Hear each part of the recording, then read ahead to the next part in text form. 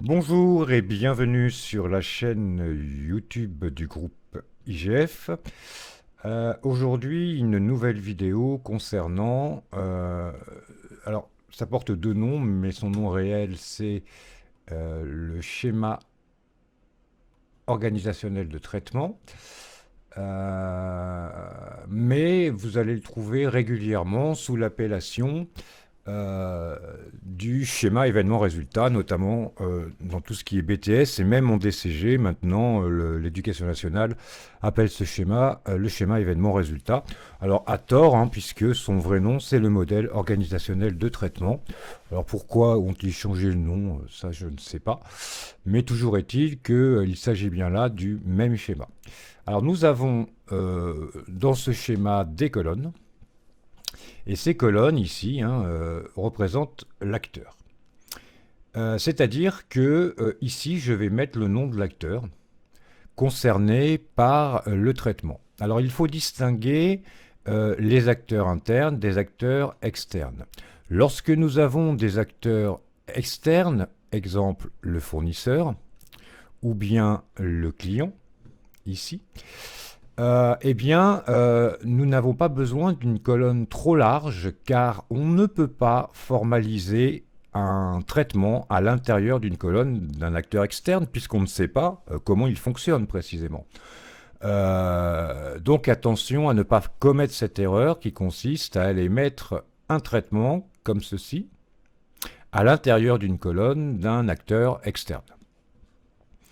Euh, alors, dans cette colonne va apparaître des événements comme celui-ci qui vont déclencher une activité, un traitement comme celui-là.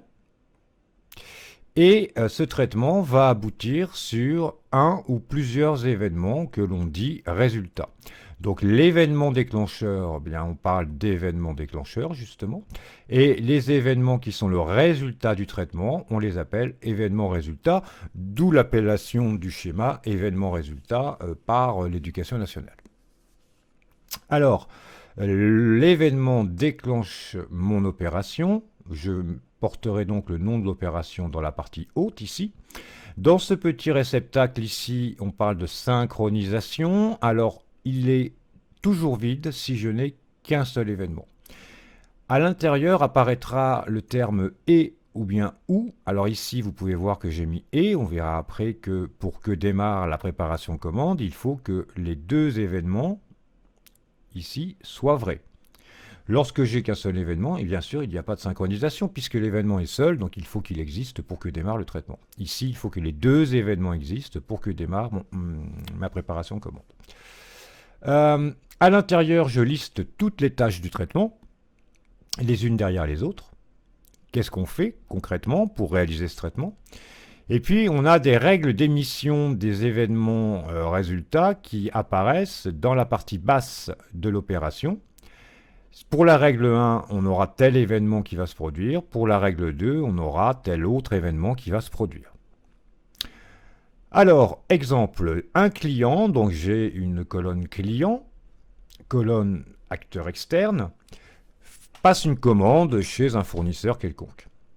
Le service client réceptionne la commande, donc vous voyez que l'événement qui part de client arrive dans la colonne service client.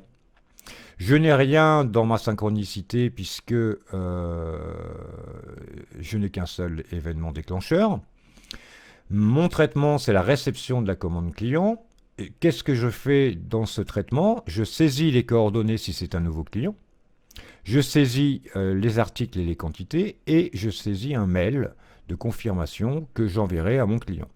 Et à la sortie, ça se passe toujours de la même façon, donc pas de subdivision règle 1, règle 2, règle 3, hein, il peut y en avoir autant qu'on souhaite. Ici, ça se passe toujours de la même façon, donc quand vous n'avez qu'une seule possibilité d'émission, vous écrivez toujours dans la partie basse.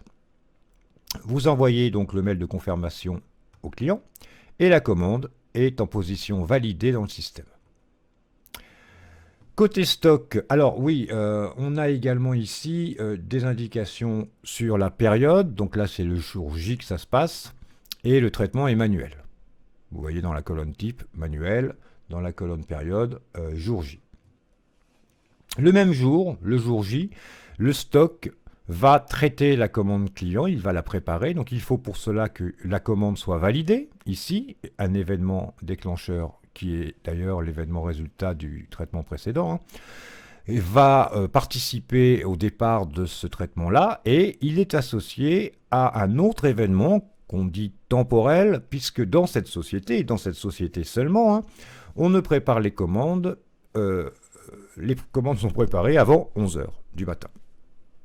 C'est comme ça, c'est la règle. Après 11 h, ben, le service stock fait sans doute autre chose, par exemple réceptionner les commandes fournisseurs. Donc les commandes clients sont préparées avant 11 h pour partir toujours le lendemain. Donc pour que commence mon traitement préparation commande, il faut que la commande soit validée d'une part et que d'autre part on soit positionné sur un horaire qui se situe avant 11 h. Le traitement n'est pas automatique comme il est marqué là, hein. Il est manuel, c'est-à-dire que le service stock fait ça à la mano, hein. Ce n'est pas un programme, un algorithme qui s'occupe de préparer la commande client. Et que va-t-il faire? Alors, il faut bien que les deux soient vrais. Hein. Que va-t-il faire? Il va lister les éléments de sa commande, puis éditer une étiquette. Si les produits sont en stock, eh bien la commande est livrée. Donc la livraison part chez le client. Si au contraire nous avons une rupture de stock, eh bien la commande ne peut pas partir et il faut au préalable faire une commande express chez le fournisseur. Et vous voyez que la commande part dans la colonne du fournisseur, dont on ne formalisera pas le traitement puisqu'on ne sait pas comment ça se passe du côté fournisseur, sauf à être dans un système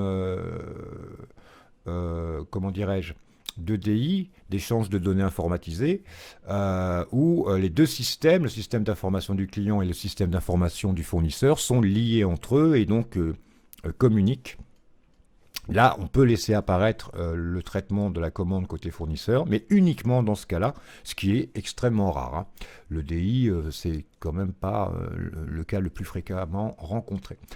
Donc voilà les principes du schéma événement-résultat. Ce n'est pas compliqué en soi, simplement il faut bien lire les textes qui sont dans les études de cas, identifier 1. Les acteurs, 2. Les événements, 3. Les traitements et comment se déroulent ces traitements et sur quoi ils aboutissent en tant qu'événement-résultat.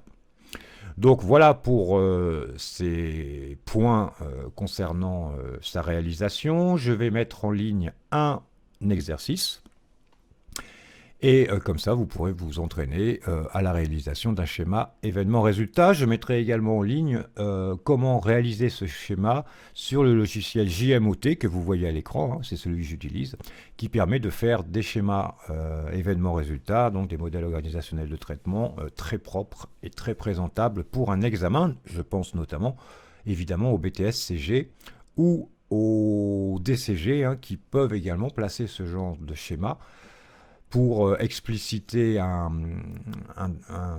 processus dans leur mémoire. Voilà pour cette vidéo. Merci et à très bientôt sur la chaîne YouTube du groupe IGF.